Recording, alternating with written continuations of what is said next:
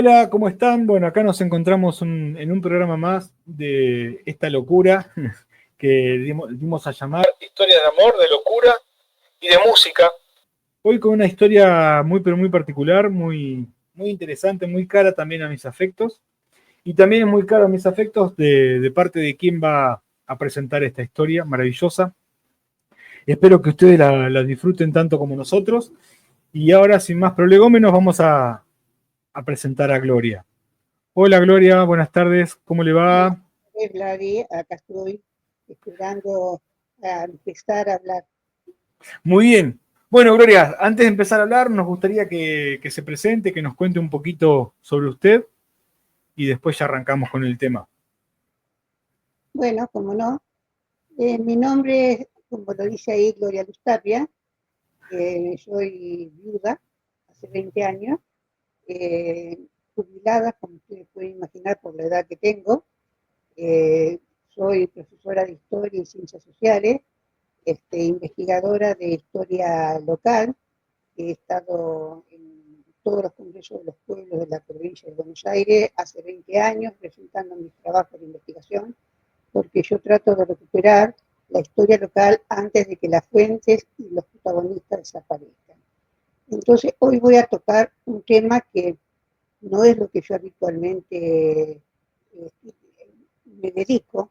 Si bien a mí la historia argentina me encanta, y la americana, y la mexicana ni les cuento, la panzada que me di cuando fui a México. Este, y bueno, hoy voy a hablar relacionado con el tema que ustedes están hablando.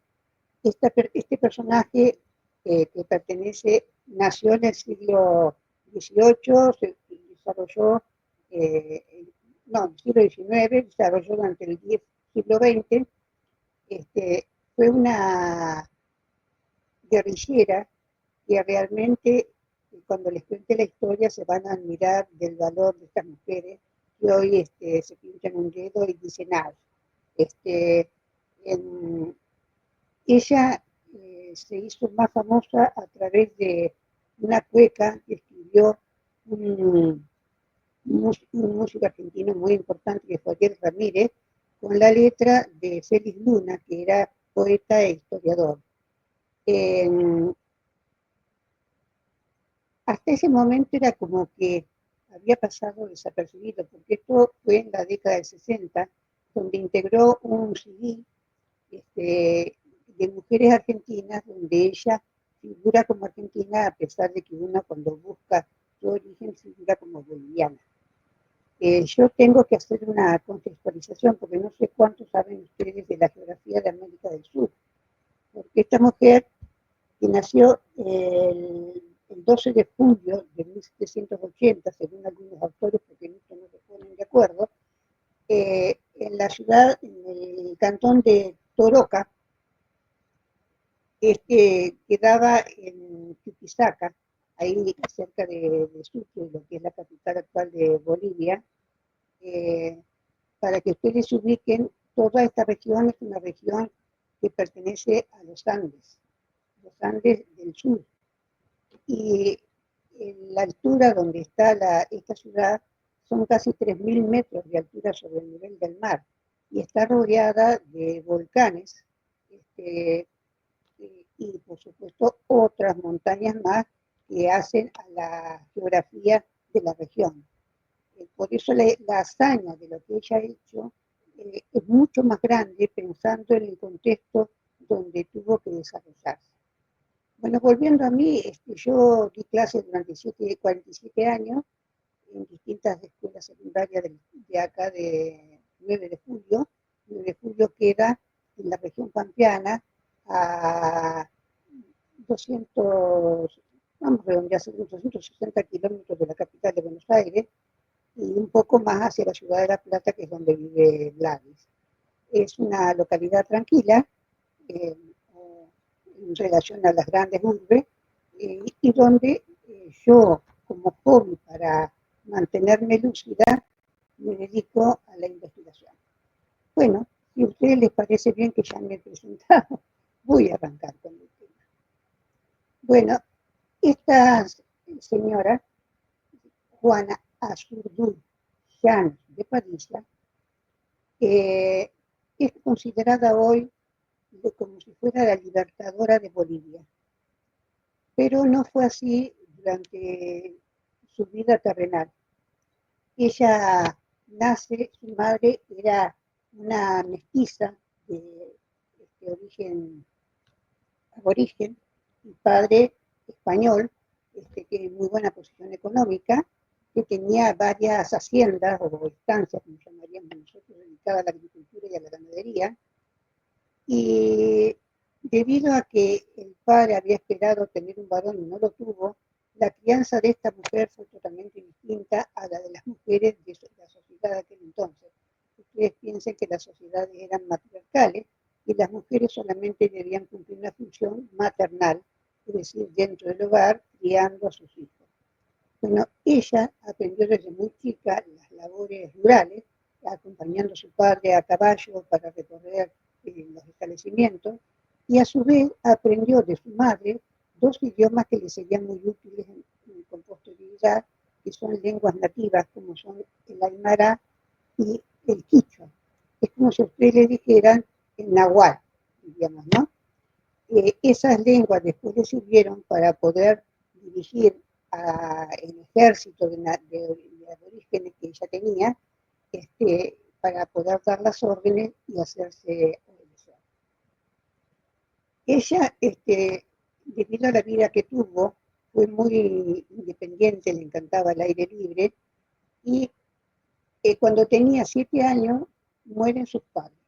Primero muere su madre y al poco tiempo muere su padre, por lo que queda huérfana a cargo de dos tías, que sobre todo la tía era muy rígida y pretendía tenerla dominada y hacerla una chica de sociedad, cosa que no pudo hacerlo, y debido a que era tan rebelde, diríamos, la pone en un convento de monjas, donde ella se siente contenta porque piensa que va a tener una vida mejor que con la tía, porque había visto que algunas monjas tenían poder dentro de la sociedad, y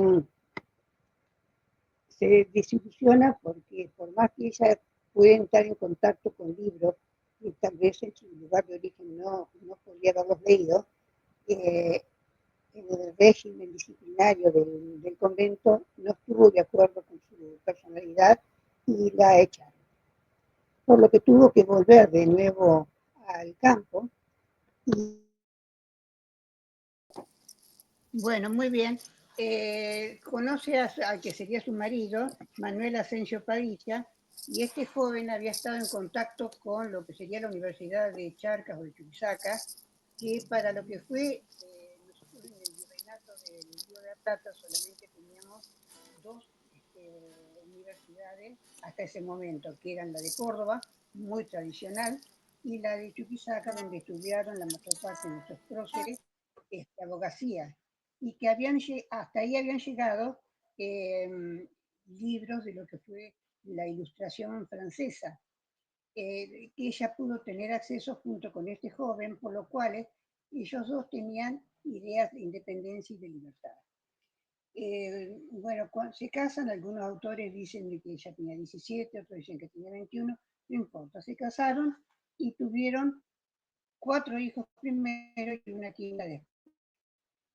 A pesar de esta situación, cuando se produce la revolución de Chuquisaca, allá por 1810, que fue uno de los antecedentes de la Revolución de Mayo de nuestro país, el marido se ofrece entre los revolucionarios, y no le permite ir a ella porque supuestamente tenía que quedarse a cuidar a sus hijos.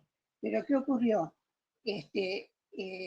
Hubo un inconveniente y al marido lo habían puesto preso, entonces ella sale, esa es su primera salida para ponerlo en libertad, y cuando se escapa él de la prisión, son perseguidos y ellas tienen que buscar refugio, y ahí es cuando ellos toman la decisión de entrar en la defensa de su país. En ese momento su país era el nuestro, es decir, el Virreinato del Río de la Plata. Se habían dado lo que eran las campañas contra los españoles para liberar el territorio hacia el Alto Perú, que es lo como se llamaban a las provincias que estaban al norte del virreinato, y 3 expediciones que fueron, que se mandaron al norte. La primera sufrió la derrota de Huaki, donde el marido participó.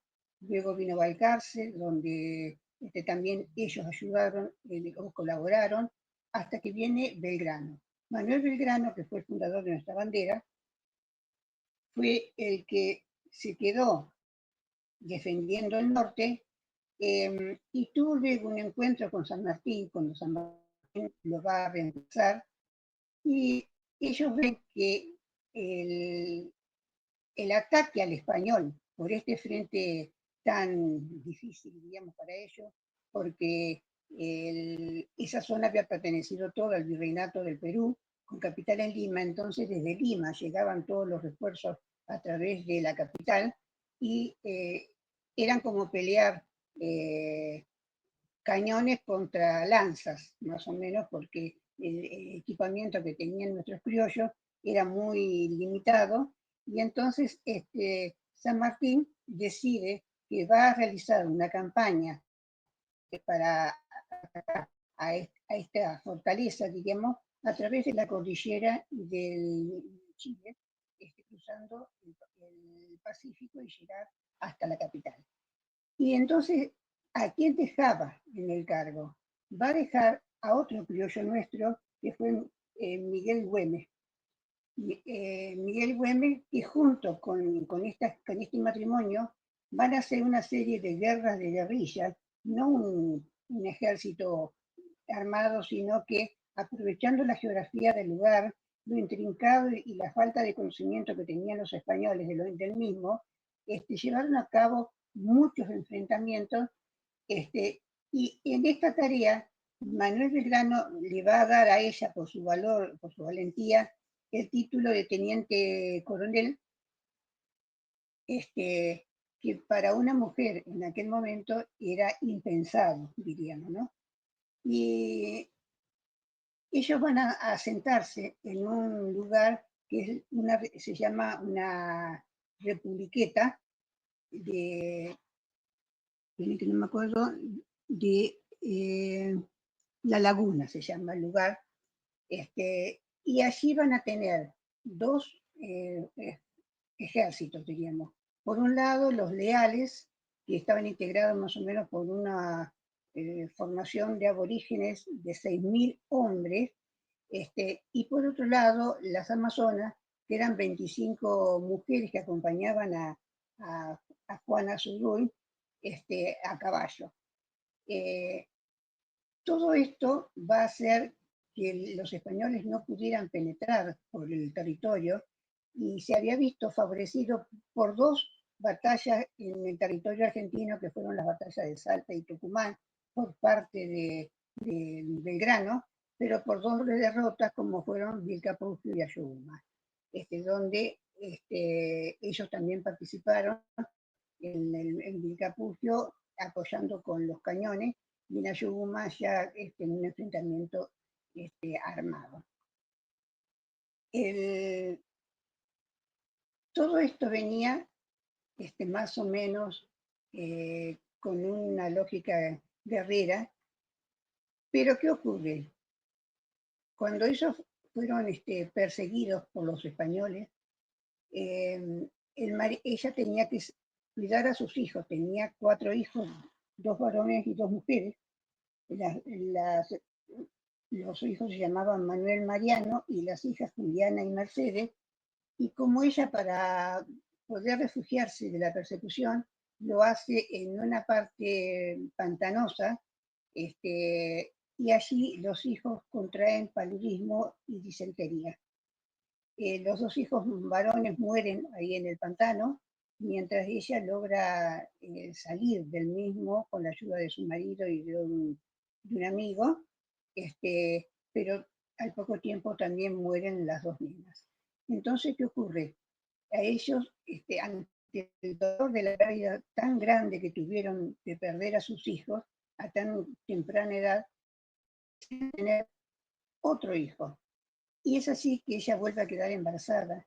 Y estando embarazada, ella salía a pelear a caballo por las serranías, por las valles, hasta que en una de las batallas ella siente los dolores de parto y las nativas la llevan a un río, donde ella tiene a su hija, la última de todas, que se llamaba Luisa, y para esto uno de los que integraban la partida que la cuidaba, viendo que ella tenía en su poder un tesoro económico, porque con eso compraba las armas para el conjunto, deciden traicionarla. Entonces es advertida y ella huye en una mula a través de un río con su bebé nacida, y ella parturienta y logra salvarse. Pero su marido se enfrenta en una batalla en donde es también traicionado, y no solamente lo matan, sino que le cortan la cabeza y la exponen en una plaza de ahí de la localidad, y a pesar del estado en que ella está, logra juntar un grupo de personas para ir leales a ella, para ir a recuperar el cuerpo de su marido. Eh, Cuando llega, su marido hace 7 días que estaba a la intemperie, y así en las condiciones que estaba, lo toma, lo lleva a una iglesia, y ahí realiza una misa, y ella se pone al frente del ejército, porque no conseguían quién pudiera quedarse al frente, y ella es nombrada la capitana del ejército. Por eso, la samba esta cueca que yo digo empieza: Juana Turbul, Flor del Alto Perú, no hay otro capitán más valiente que tú. Eh, Aparentemente, los soldados la reconocen como autoridad por su valor, y todo va bien hasta que Miguel de Güemes muere por una traición en la ciudad, del cual ella dependía en ese momento, y muere en la queda sin jefe, y Buenos Aires se hizo cargo de seguir manteniéndola, y el Alto Perú tampoco. Entonces prácticamente ahí termina su carrera militar, y ella llega a Salta pidiendo que se le pague algún tipo de dinero para poder seguir manteniéndose, dado el cargo que ella tenía, y si bien por mediación de lo que fue el gobernador en ese momento de las provincias de Río de la Plata, que era Juan Martín de Pueyrredón, y por sugerencia de Manuel Belgrano, le dan una pensión que apenas le alcanzaba para sobrevivir. Después se la quitaron, y como en el año 1825 se pierde lo que son las provincias altoperuanas, es como que ya Argentina no se ocupó más de ese asunto, y ella, para poder volver a su ciudad natal, tuvo que esperar 7 meses, y solamente le dieron 4 mulas y un dinero para que pudiera hacer el viaje de regreso a su casa. Cuando llega a su ciudad, va a buscar a su hija, pero su hija se había casado y se había ido lejos, y ella ya no tenía propiedades porque el gobierno español se la había expropiado, así que no tenía dinero, y ella termina muriendo a la edad de 81 años en la ciudad de Sucre, totalmente olvidada y no reconocida por sus compatriotas, ni por los de Argentina tampoco, y solamente en una habitación donde las únicas posesiones que tenían era un baúl chiquito donde estaba su designación de capitana del ejército. Como no había dinero para sepultarla, la pusieron en una fosa común y ella estuvo estos últimos años con Indalecio Sandi, un joven a quien ella había acogido, que era un chico discapacitado, pariente lejano de su familia, y que fue el que fue testigo, diríamos, de todos estos hechos, y que puedo informarle más adelante a la sociedad en qué lugar habían sido puestos sus restos.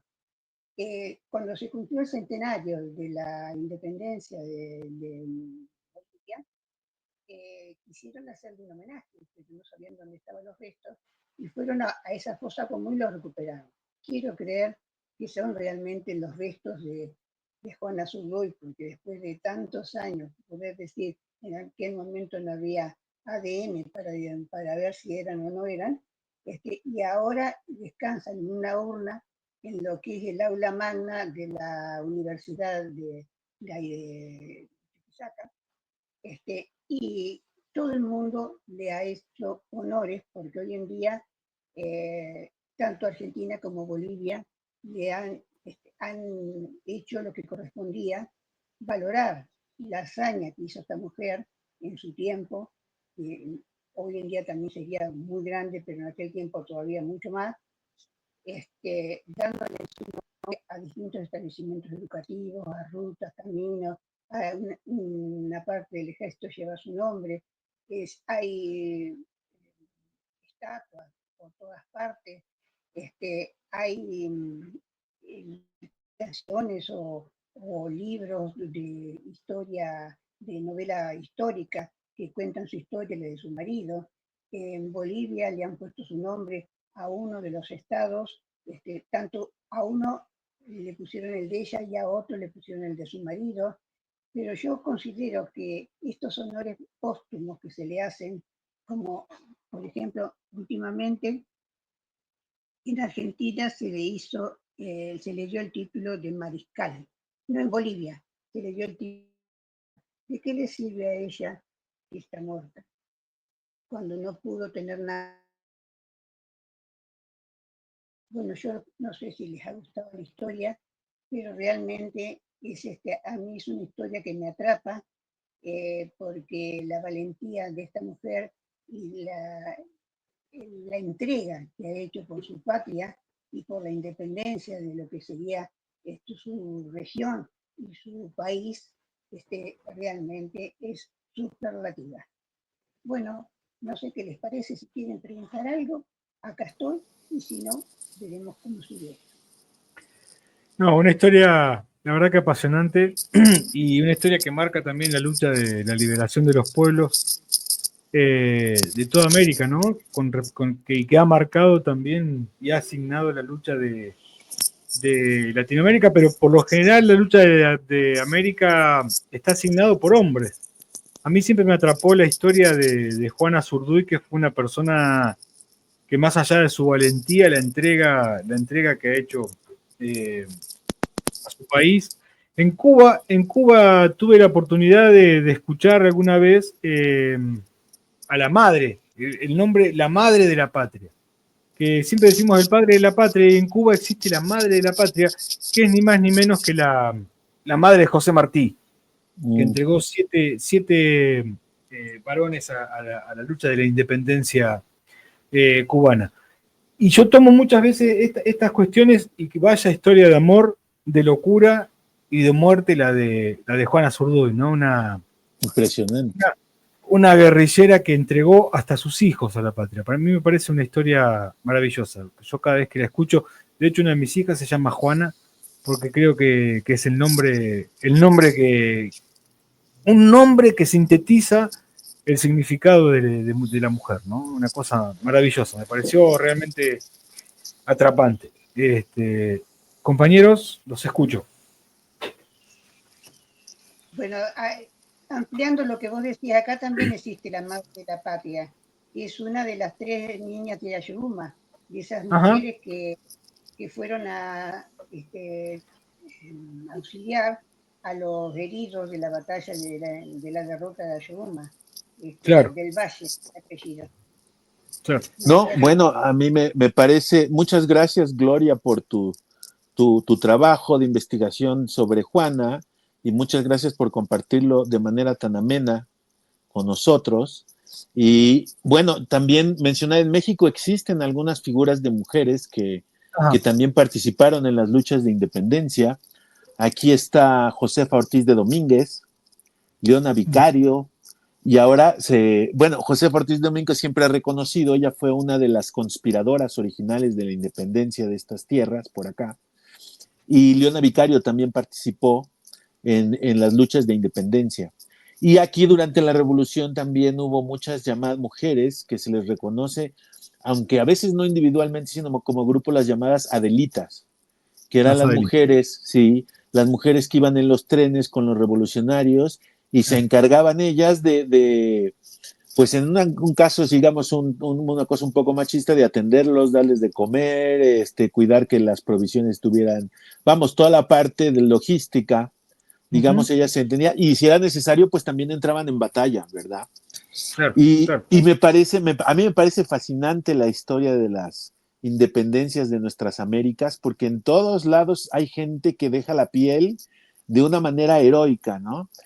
Sí. Y me llamó mucho la atención lo que decía ella, que a veces era guerras de fusiles contra lanzas, de cañones contra lanzas, que Sí. mencionaba Gloria, porque me recuerdo yo, aquí hubo una invasión muy famosa de los franceses en la intervención francesa en la segunda mitad del 19, y hay unas crónicas del general mexicano Ignacio Zaragoza que son impresionantes, donde él da la orden al pueblo de México, a los criollos, a los indios, a todos los que estaban en contra del régimen de la invasión francesa, les da la orden de seguir avanzando y la orden era brutal. Decía, lo cuenta creo que Paco Ignacio Taibo en uno de sus libros, dice, mientras el ejército avanza y mataban a los del frente, venían los de atrás, tomaban los fusiles de los muertos y las armas de los muertos, avanzaban, los mataban y seguían, y era una carnicería impresionante donde dejaron la vida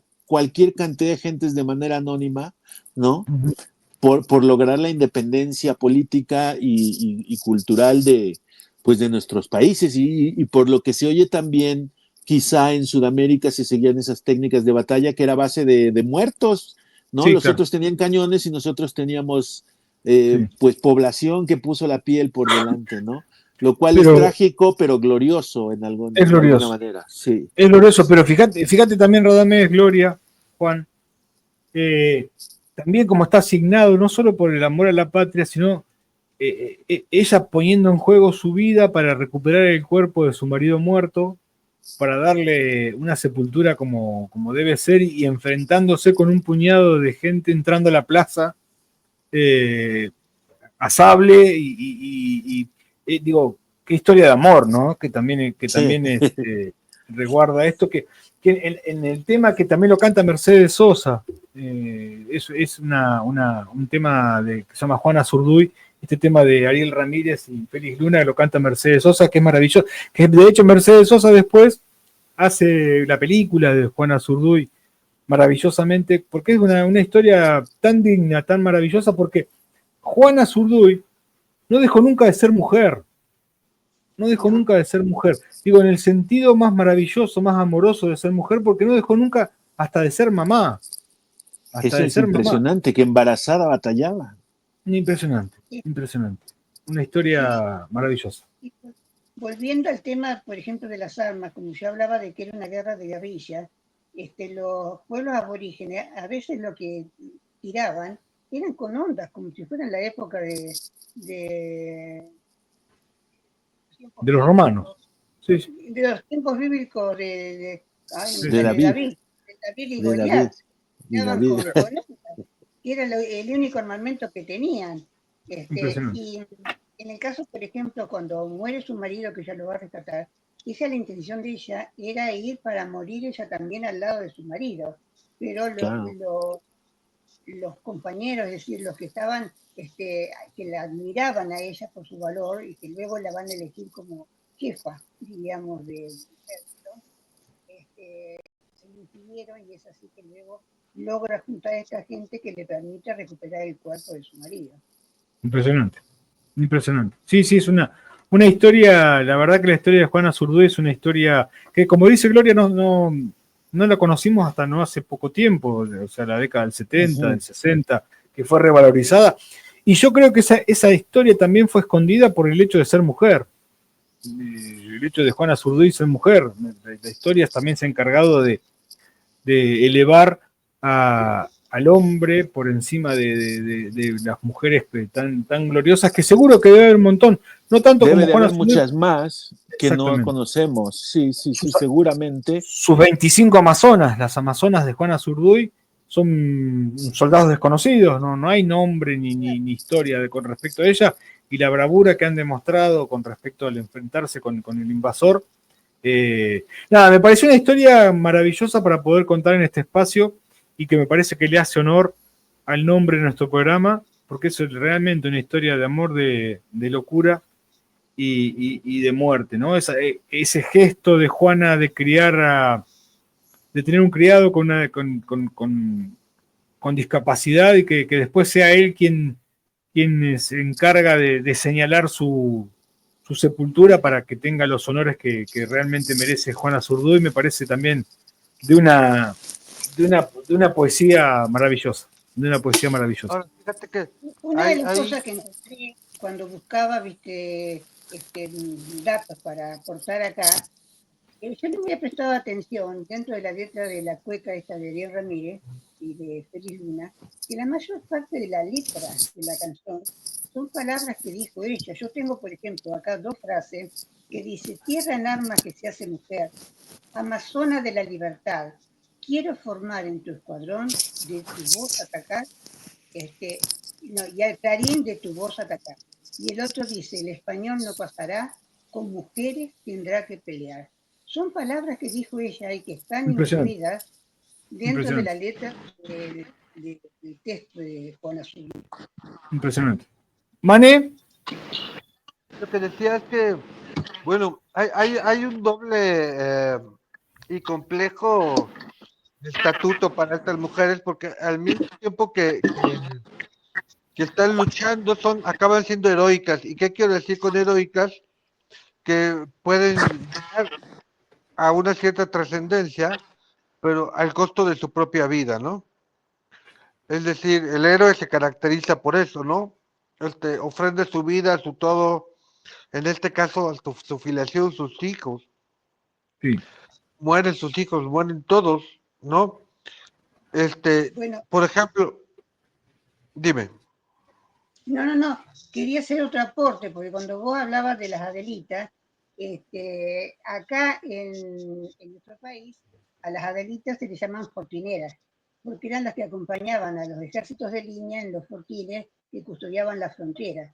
Y yo que me dedico a investigar así sobre mi localidad, nosotros teníamos un fortín que era el Fuerte Paz, que quedaba en el límite entre mi ciudad y el partido vecino, que en aquel entonces éramos todos uno, y había una de estas fortineras que era afrodescendiente, Mamá Carmen le decían, perdón, Mamá Carmen, y que ella, cuando el capitán que estaba al frente del fuerte tuvo que salir con el ejército para defender una revolución que se daba en Buenos Aires, ella con las mujeres también afrodescendientes que estaban ahí, se quedaron al frente del fuerte y detuvieron el avance de un malón indígena hacia el fuerte.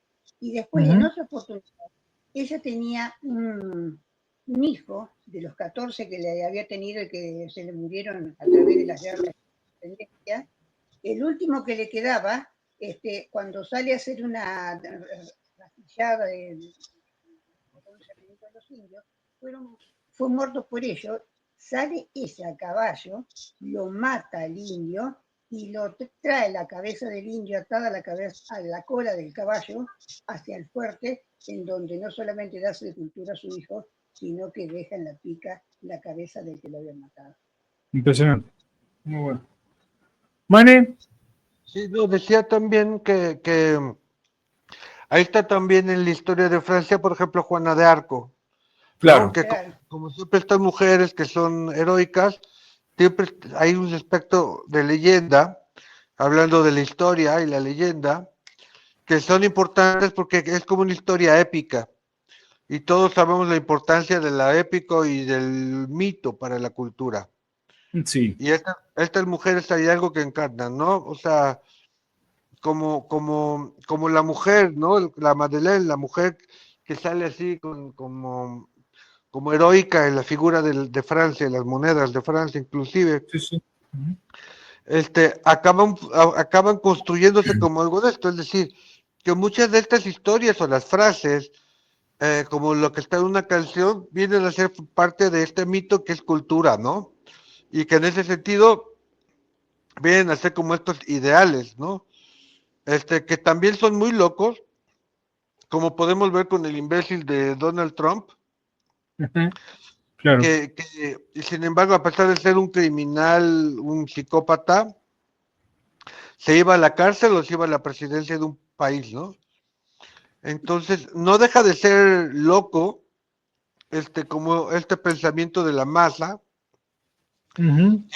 que también tiene, digo, esta cosa, necesita esta cosa de locura y de épica, que es para lo que sirven todas estas cuestiones. Es como cuando yo escucho cada vez más la idea de patria, ¿no? Los héroes que te dieron patria, ¿no? Sí. No, es lo mismo que ir a una iglesia y rezarle al crucificado porque pues tú estás así por él, ¿no?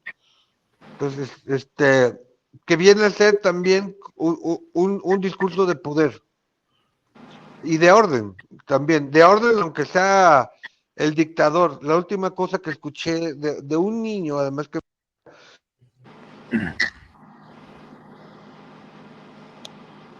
Se nos fue, mano. Se fue Mane. Bueno, Se nos fue. perdón, yo me desconecté un momento que me quedé sin pila. Ok. Estamos Ahí de estamos. regreso. Sí, Mane, volviste. el presidente de Corea del Norte que decía que un niño me decía que en las escuelas de Corea del Norte enseñaban que Kim Jong-un no tenía ano, ¿no? Claro, Esas cosas de los Kim simples Il-sung. mortales, ¿no? Sí, claro. claro. No Y lo hacía bueno, humano, lo hacía humano tener ano y el no tenerlo lo hacía como una especie de Dios, ¿no? Una cosa así. claro, claro.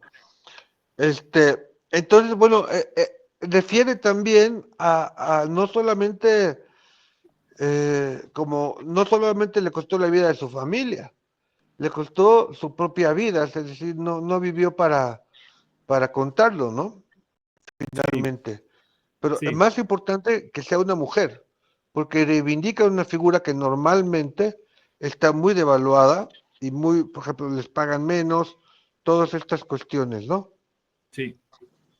Te Pues fuiste yo, otra yo vez. quiero mencionar brevemente sobre lo que oí que apuntaba Mane y cosas que a lo mejor a veces no vemos, es que realmente ella de alguna manera supera la muerte, ¿no? Gracias a esa vida gloriosa, Así estamos es. hablando de ella, es decir, ella no, yo voy a morir y no creo que nadie se acuerde de mí, excepto por algún par de años, Claro. pero ella va a seguir en la memoria colectiva de mucha gente debido a eh, pues, trágico y glorioso fin de entregar su vida por una causa que Mm. sí, No, pero cuando se habla de la patria, pues viene de la palabra padre, ¿no? La patria es como padre, no decimos matria, decimos patria, ¿no? Mm. Y por Sí, ese lado, sabemos que en todas las revoluciones hay esta, no sé psicológicamente cómo se llamará, esta búsqueda del padre, de alguien que nos cuide, y que es como inconsciente.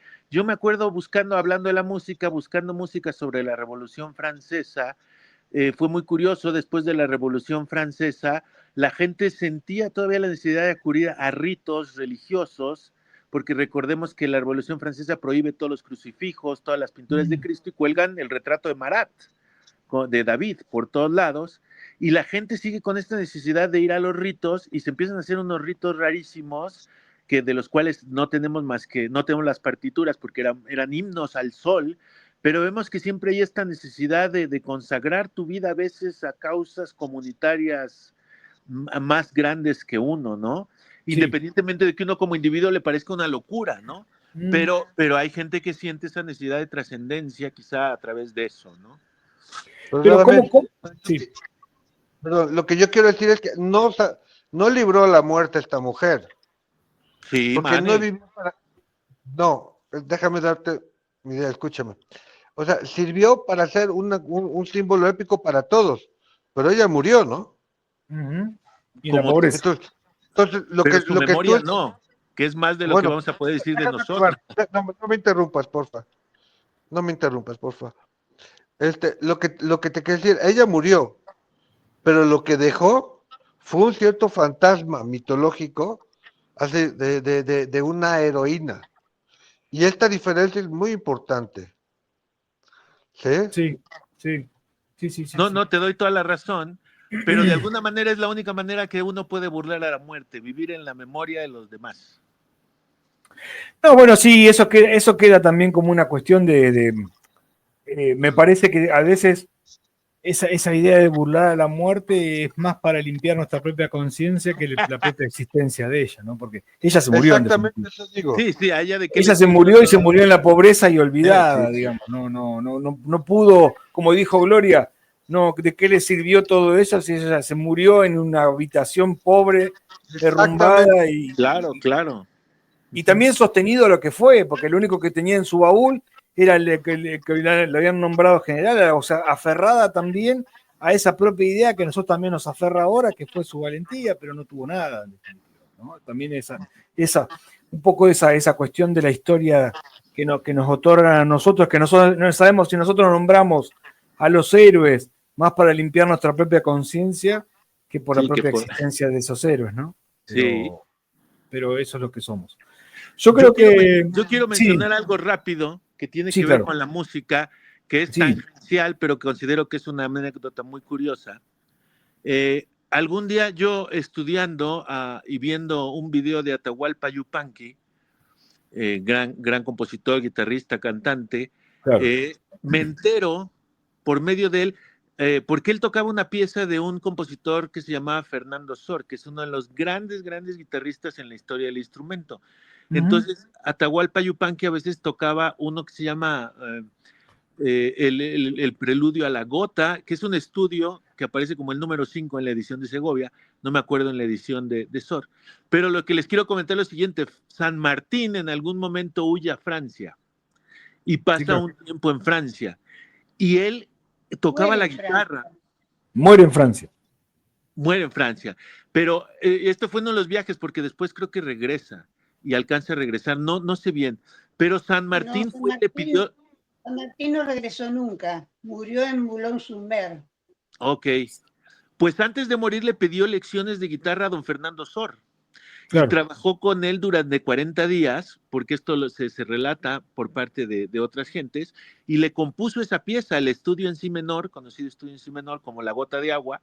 Ese está compuesto para San Martín, porque al final de las lecciones con Fernando Sor le dice: mire, le compuse este estudio porque usted ha sido muy buen alumno. Y entonces, al parecer, San Martín tocaba muy bien la guitarra también. Entonces, era muy buen guitarrista, muy buen guitarrista. Sí. Y esa pieza que vos decís de Atahualpa Yupanqui, Radamés, se la toca a Edith Piaf, Atahualpa Yupanqui, porque Edith Piaf lo invita a tocar, a hacer una gira en Francia.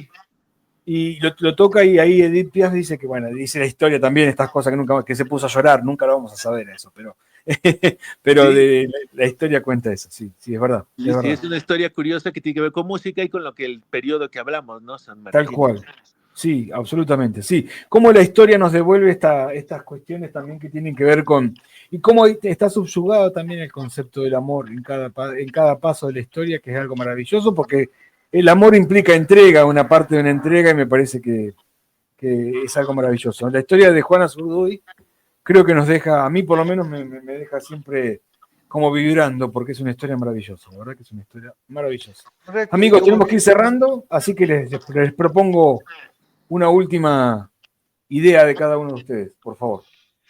Bueno, sí, como dices, hay algo en el espíritu, ¿no? De este conversatorio, ¿sí? En relación al amor y la muerte, ¿no? Pero parece que si fuera así como lo pensamos, porque también la historia no es ingenua, la historia la escribe alguien, y siempre hay una ideología en cualquiera, o sea, no hay una objetividad en esto.